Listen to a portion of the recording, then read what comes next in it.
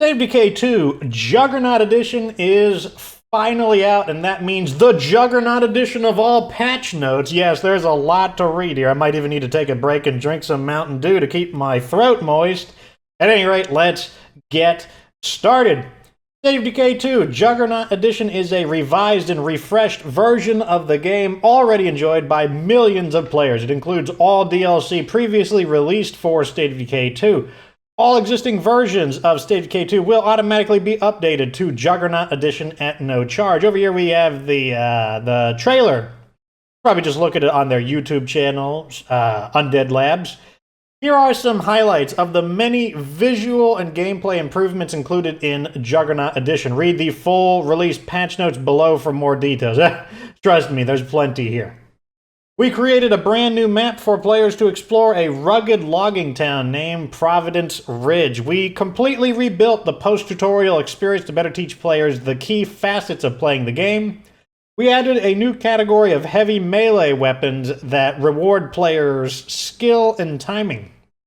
We revised many aspects of our user interface, from the main menu screens to the map screen. We improved our control scheme, including splitting dodge and stealth into separate buttons, but they're still the same button as well if you want to keep them that way. I have tried it myself. We have made a wide range of graphical improvements, including better lighting and foliage optimization for better performance. We also improved the audio experience, including additional music and effects and fine-tuning the overall mix. I think one of the new ones is when you repair your car, there's like more appropriate noises being played. We fixed dozens of missions and gameplay bugs to ensure a better experience for all players. Man, look at this. We're scrolling down only a little bit. New platform and cross-platform support. Juggernaut Edition is available with any Xbox Game Pass subscription and can still be purchased for Xbox One or Windows 10 stores. And now for the first time, State of Decay 2 will also be playable on Steam and the Epic Game Store. That was actually a really recent inclusion in the last, less than a week, I think. All versions of the game are fully multiplayer compatible. You can always invite and play with your friends through Xbox Live, no matter which store or platform you have chosen. Okay, so I wonder if that means Steam and Epic Store can play together, though. Interesting, because it says right here, through Xbox Live, no matter which store. Well, maybe it does. Interesting. If you own the game on multiple platforms, please note that some save data is not shared across platforms. The following data is always synchronized using your Xbox Live account. Achievements, unlocked outfits, completed bounties, Daybreak reward progress, legacy boon cards, individual community saves, legacy characters, and prestige currency are only shared between Xbox One and Windows 10 store versions of the game. That means if you're playing on Steam or the Epic Game Store, you will start with no prestige or legacy characters, and you won't be able to transfer your saves over. Only between Xbox One and Windows 10 does the cloud include those things. The Steam version of the game uses Steam Cloud to synchronize data between Steam computers, while Epic Game Store uses the Epic Cloud save system, of course. The game supports a long list of achievements on both Xbox and Steam, including 7 new achievements arriving with the Juggernaut Edition. The Forest for the Trees, starting a base in the new map. The game is afoot, accepting your first bounty, bounty collector, completing 5 bounties, collect them all, complete 25 bounties. It looks good on you, though, unlocking a outfit with a bounty. Howdy, howdy, howdy, killing zombies with a revolver while wearing a cowboy hat. 88 miles per hour, hitting top speed in a sports car while wearing a puffy vest. The bounty-driven achievements are retroactive if you have already satisfied their requirements. All DLC included. Juggernaut Edition includes all the DLC that was previously sold separately. Independence Pack is now unlocked after you defeat all Plague Hearts in at least one territory, or if you already have the Total Eclipse achievement. Players who bought the Independence Pack will still have unlimited access to it. Daybreak is now unlocked for all players. Players who already own Daybreak receive 3,000 prestige points to show our thanks. Daybreak owners also receive the Jug Skull leather jacket to let their enemies know who they're up against. Heartland is now unlocked for all players. Players who have previously played Heartland receive 3,000 bonus prestige to show our thanks. Heartland players also receive the Jug Heart Leather Jacket to demonstrate their can't-be-stopped attitude. I'm guessing those are down here. Players who originally purchased the Ultimate Edition of State of Decay 2 receive an additional 1,000 bonus prestige and 2 unique outfit items to show our thanks for their support. The Shaggy Jack combat helmet and the leather jacket show off the legendary mascot of Providence Ridge, our newly added map. The various pre-order and retailer-specific bonus packs, as well as time-limited special outfits and hats, are still exclusive to the players who have received them, so you do not get the pre-orders unless you got a code for them. New map, Providence Ridge. Request from our community wish list. That's true. We have been asking for a new map for a while. Providence Ridge was a town in flux when the outbreak hit. The rustic charms of an old logging town are clearly apparent in the architecture and industrial nature of many neighborhoods. However, you can also see how the modern world is actively invading this area, from espresso stands that appropriate the town's longtime mascot to the new housing development being built on the west edge of the map. As the new map added to the core game, as the first new map added to the core game, we wanted to make sure Providence Ridge matched the established tone of State of Decay while also bringing new elements to our world building. For inspiration, the team drew on our experiences living in or near the many current or formal logging towns that are so common in the Pacific Northwest, from Snoqualmie, that word, and North Bend to Forks and Montesano. We're proud of the results, and we hope you enjoy exploring this new town, discovering everything it has to share. Providence Ridge features 5 new bases to claim for your own. See below for details. We used environmental storytelling to provide subtle and not so subtle hints about the nature of this town before and during the outbreak. The map introduces more verticality than previous maps, with significant elevation changes from one region to another. Keep your eye out for our town mascot, the flannel-clad Sasquatch known as Shaggy Jack. He may turn up in some unexpected places. And speaking of unexpected places, Providence Ridge has some secrets hiding off the beaten path. Those who search may be rewarded. Mysterious.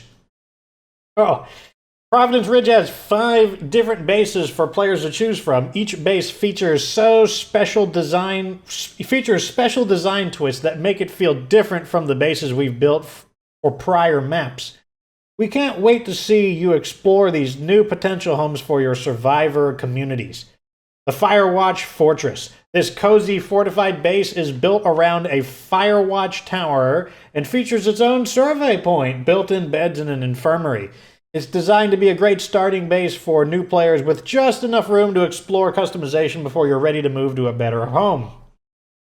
Rusty Rosie's Fortified Truck Stop. This medium-sized base comes equipped with a secret distillery in the kitchen, an auto shop that teaches the mechanics skill, and a built-in fuel storage that doubles as a watchtower. Reports indicate that a strange supply drop landed here a long time ago, but has never opened up. What's up with that? This base is great for the mid-game experience, as its central location allows easy travel throughout Providence Ridge. Everyone knows that Fox loves central locations. Weston Builder Supply Fenced Warehouse. This medium-sized base offers a ton of open space for customization, along with a huge custom storage facility ready to store all your resources. Like the truck stop, this base features an old unopened supply drop, just waiting for the right skills to crack it open. This base offers good access to plenty of scavenging opportunities, making it another solid mid-game choice for your survivor community. Prescott Fire Station.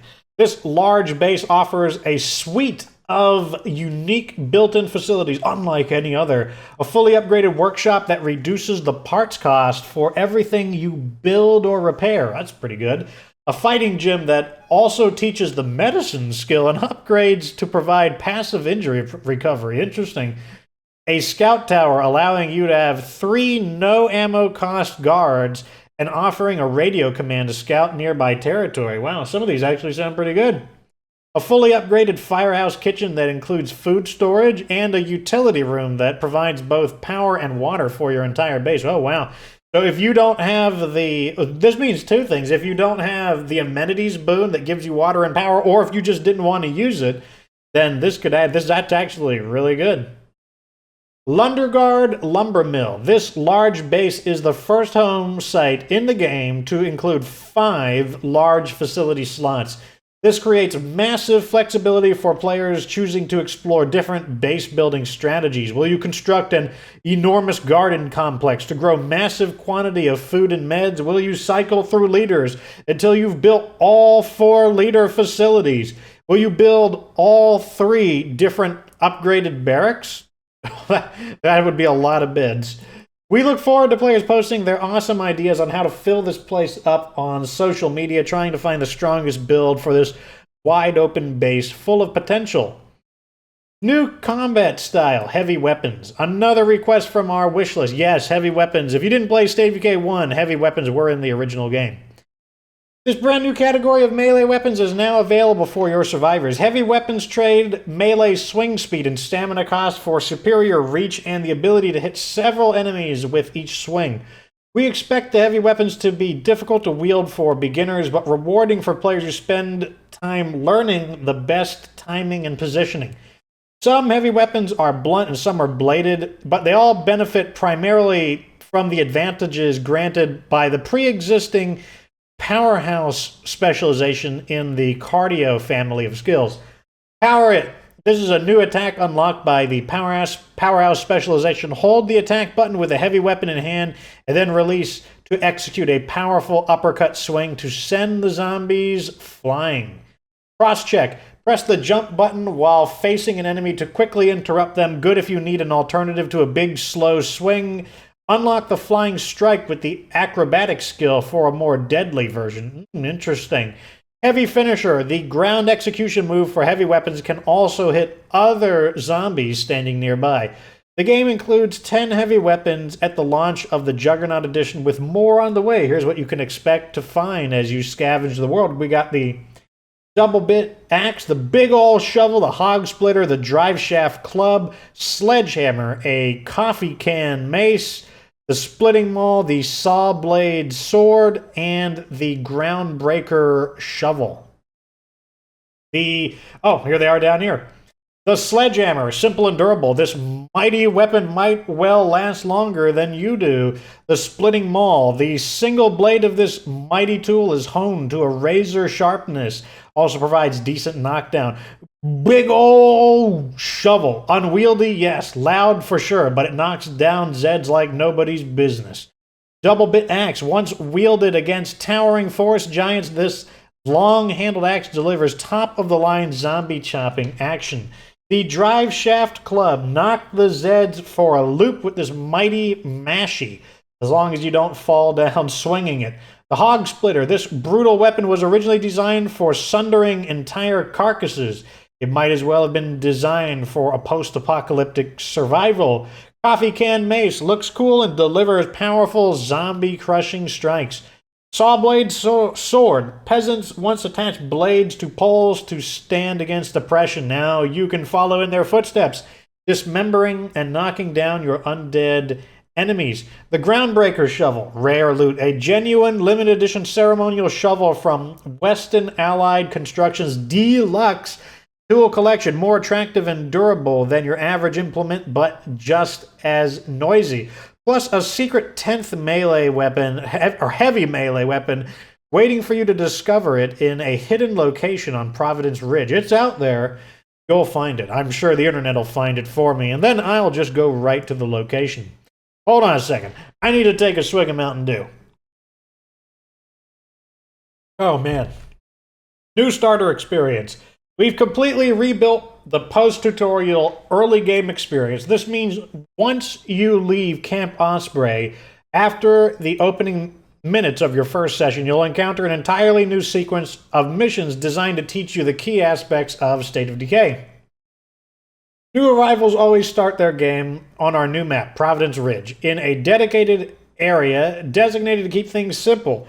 This starting area is easy to understand and navigate at a glance. Nearly everything in the starting area is close together and can be explored on foot.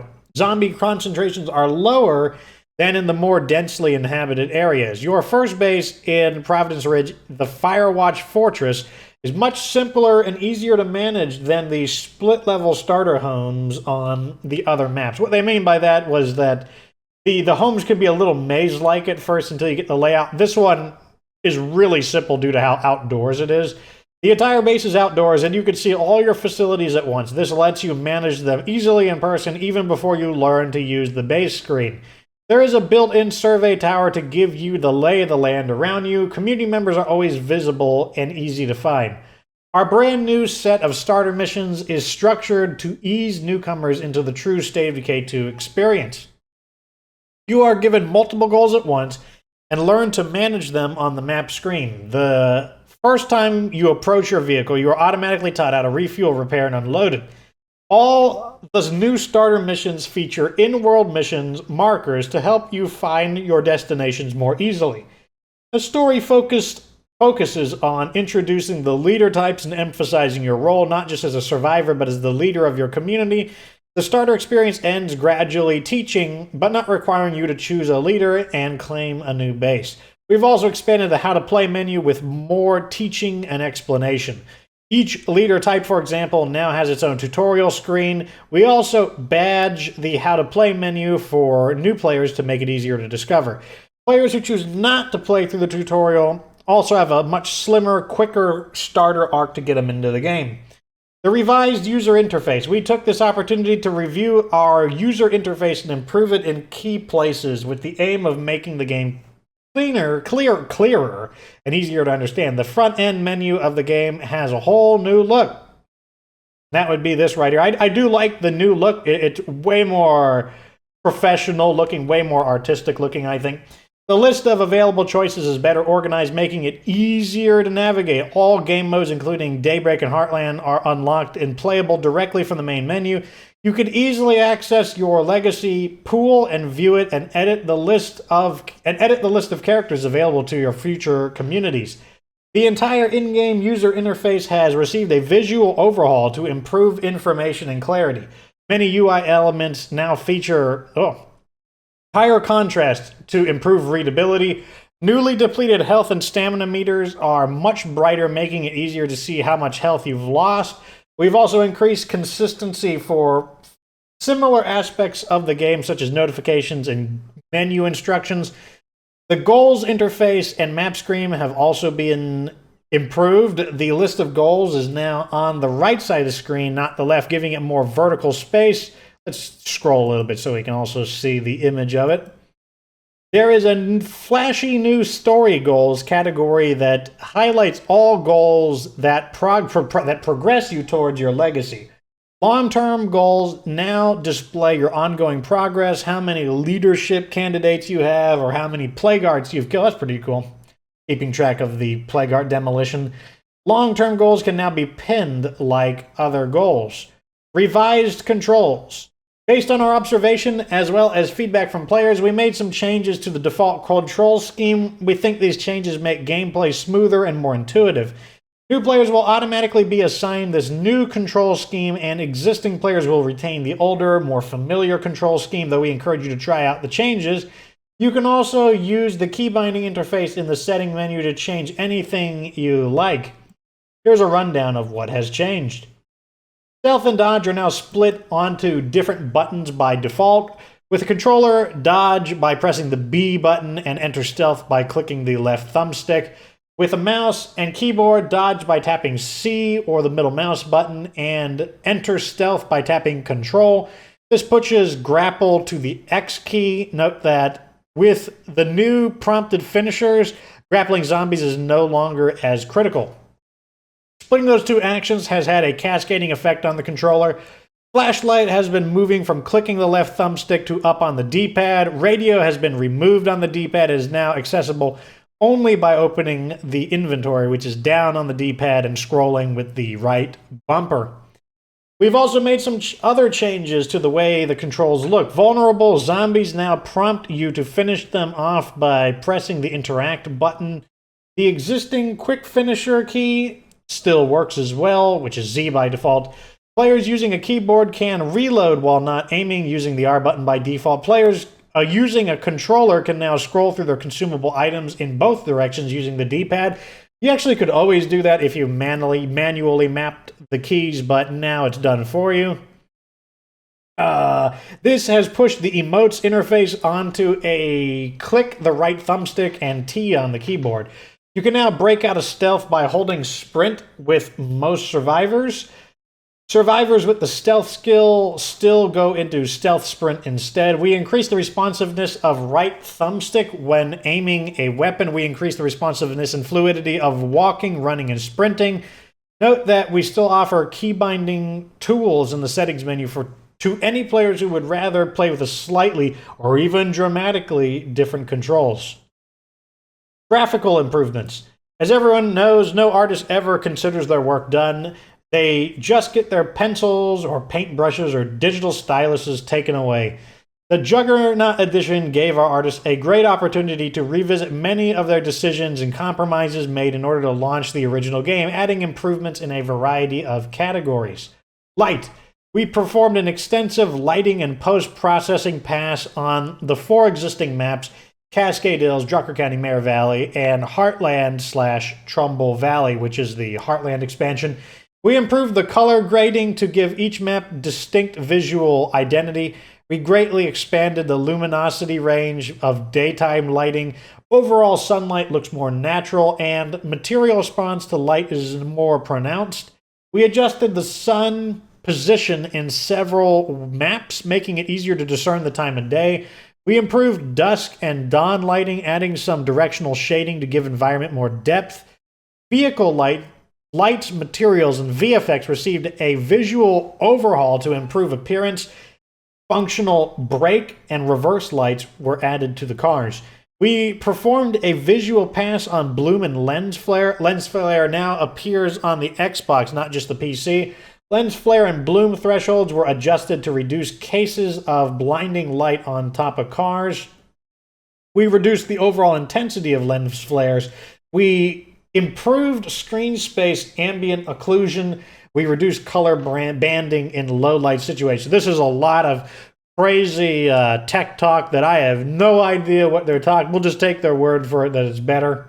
Nighttime. We enhanced rendering of nighttime scenes to use smoother gradients and more accurate color representation. Night skies are generally brighter depending on cloud cover, providing a clearer horizon that helps with nighttime navigation. Flashlights have been improved to provide better, more directed illumination and embrace the higher horror genre. Your flashlight is no longer over bright at daytime.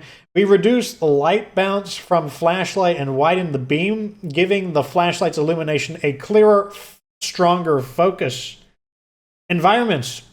We optimized trees and foliage to improve performance, increase detail, improve LODs. I don't even know what that stands for. And improve light response. Grass lighting mode was fixed on the grass. Now lights correctly in all situations and casts shadows, allowing it to appear more grounded and natural.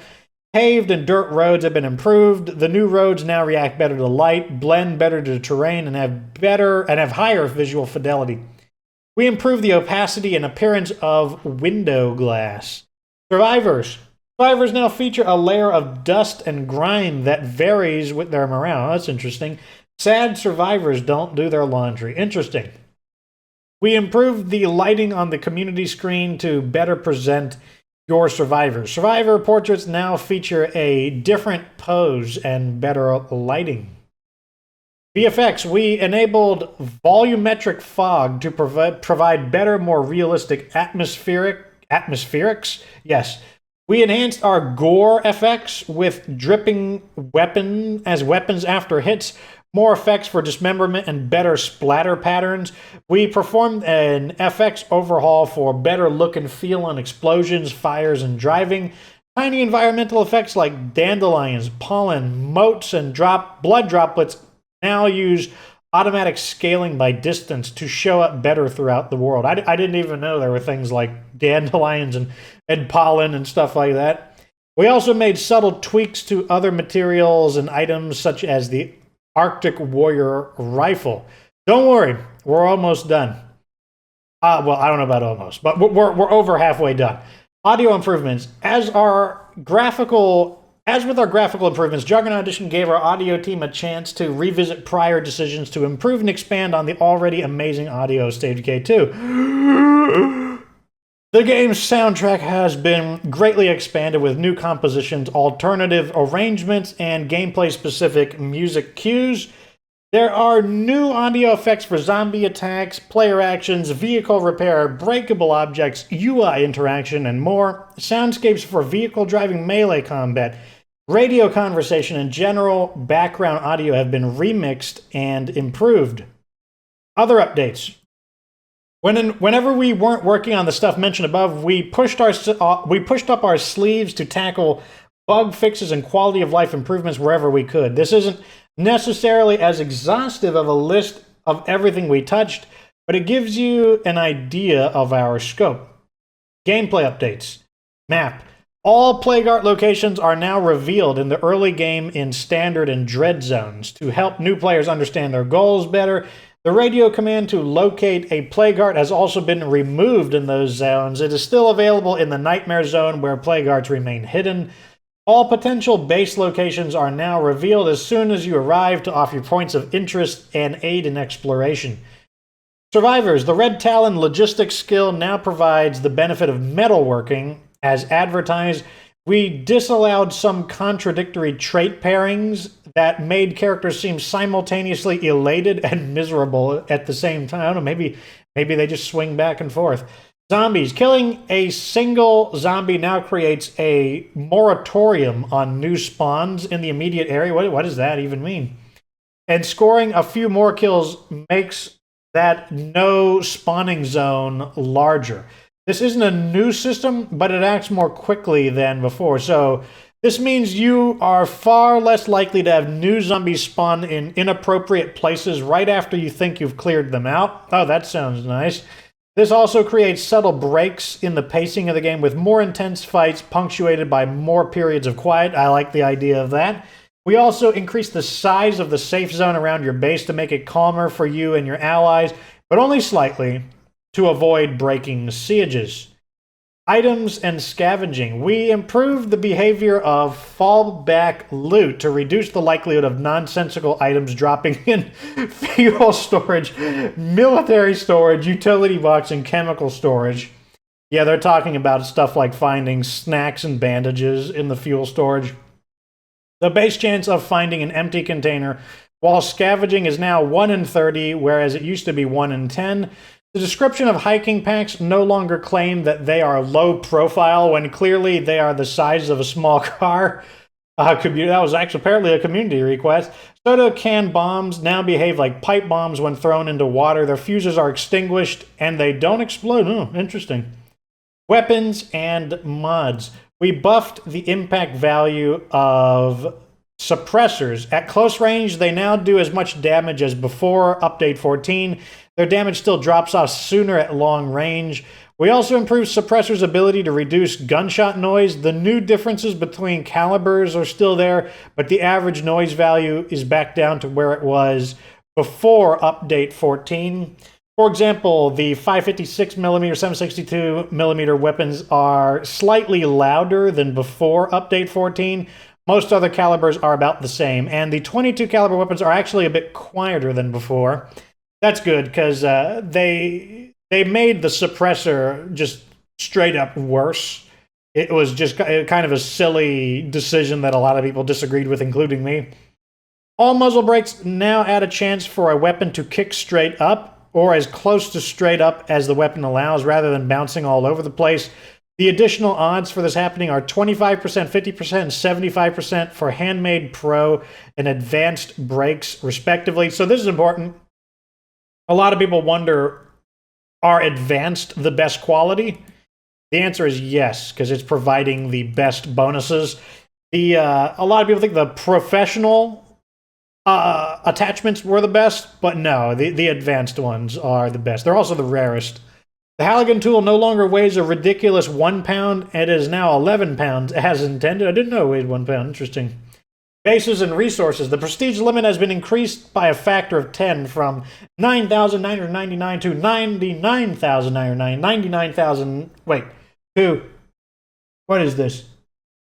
To 99,999. So many nines, guys, like making my cross-eyed. Mostly to make room for the bonus prestige we're dropping on longtime supporters. Red Talon Watchtower can no longer be built at the Bridge Force base because this can cause AI-controlled survivors to get stuck in the too small space between the tower and the upper floor of the bridge and behave unpredictably. You can now check yourself into the infirmary to delay the progress of Blood Plague, and the game prompts you to switch characters as part of the process.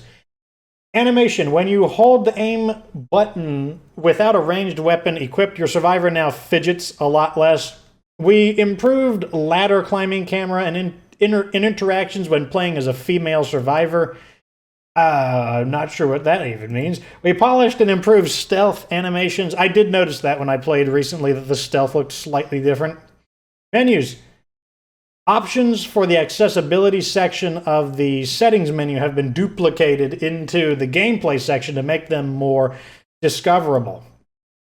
Mission fixes. Holy crap. Fox needs another swig of Mountain Dew. I'm sorry, guys, but this is a ton of reading. Oh, mission fixes. Sheriff mission. The sheriff mission, stolen meds. The mission shouldn't drop rucksacks at the player's feet anymore. Sheriff, stolen meds. You won't have to awkwardly get close before the bad guys will shoot at you. Now you're welcome. Sheriff, stolen meds. The mission should no longer prompt you to talk to dead or exiled community members in the case of their untimely demise. Sheriff, winning allies. You won't get stuck if you kill the infestations early. Sheriff gone missing. We now make sure you find the final note, whether or not your companion is alive. Sheriff gone missing. The mission should now have a zombie survivor even when it grabs a one-person enclave. Sheriff gone missing. The mission should now require the appropriate number of bad guys to be killed at the end. Sheriff loyalty. We now make sure you've defeated the betrayers before completing. Sheriff loyalty. Optional objectives to check in with your teammates should go away when said teammates die. Sheriff loyalty. The missions will no longer fail if you leave the assault area before the final scene. Sheriff, a new order. The final boss can no longer be killed by snipers before entering the final fight. Sorry, sniper friends, but things were breaking. Oh, it's too bad. That was a clever way of resolving the fight. Builder missions.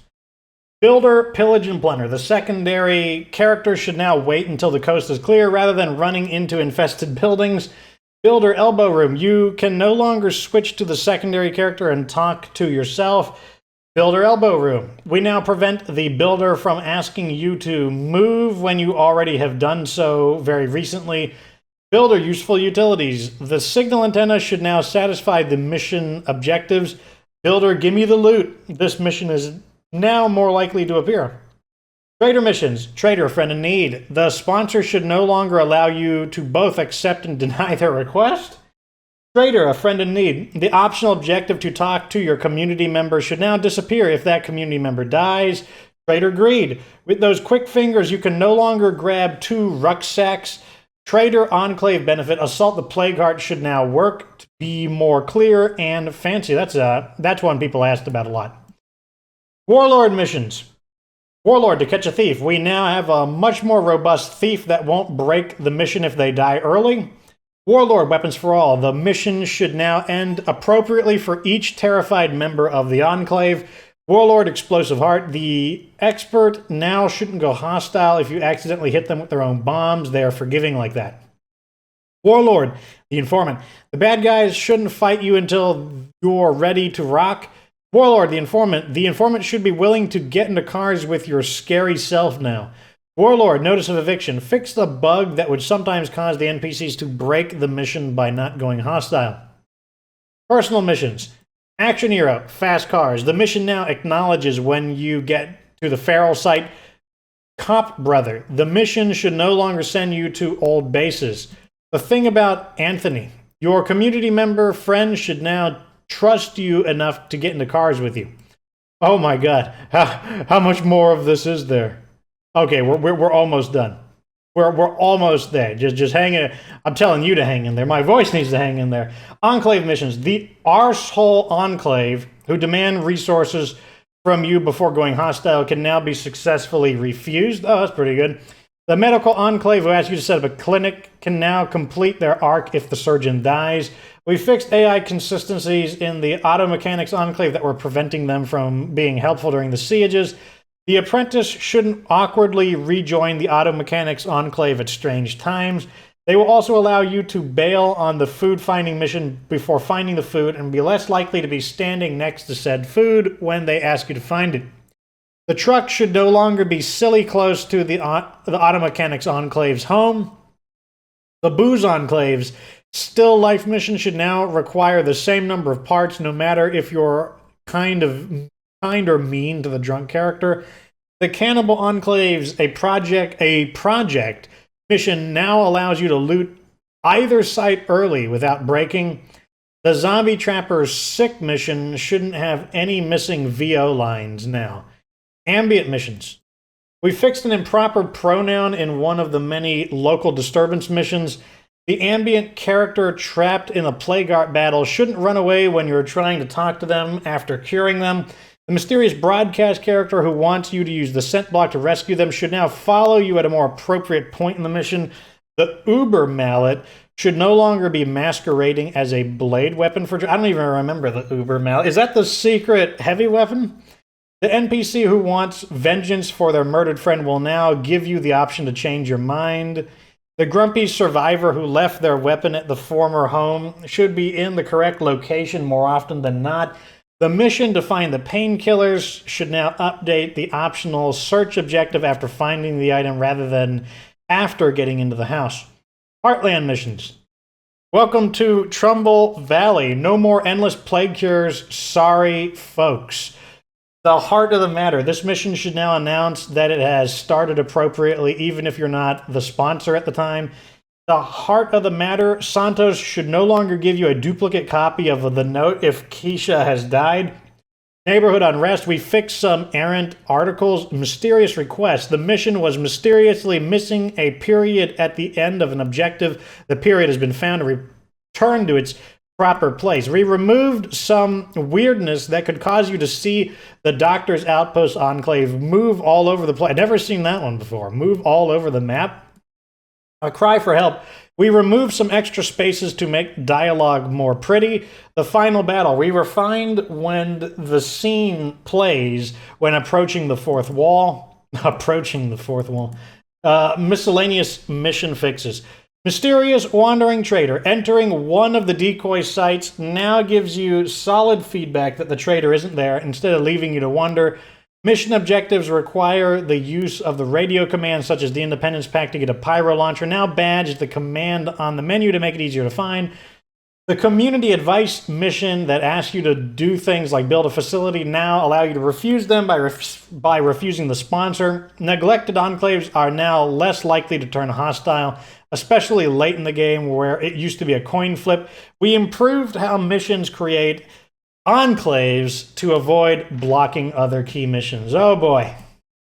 Well, there you have it. There are all of the patch notes read. I'll be honest, I don't even remember what I just read. That was so much information, but let me know what you think down in the comment section. How do you feel about the Juggernaut edition? Do you approve or do you disapprove of, if you're wondering what I'm looking to see if there's any links that I missed. Do you approve or disapprove of Undead Labs' handling of State of Decay 2 nearly 2 years after the game had launched? Let me know down in the comments. So give it a 1 out of 10 rating. On a scale of 1 to 10, how happy are you with State of Decay 2, including the new Juggernaut edition? At any rate, that is all for me. Like this video if it was informative. Subscribe for future State of Decay 2 Juggernaut edition content. Of course, remember that you don't have to be good to get good.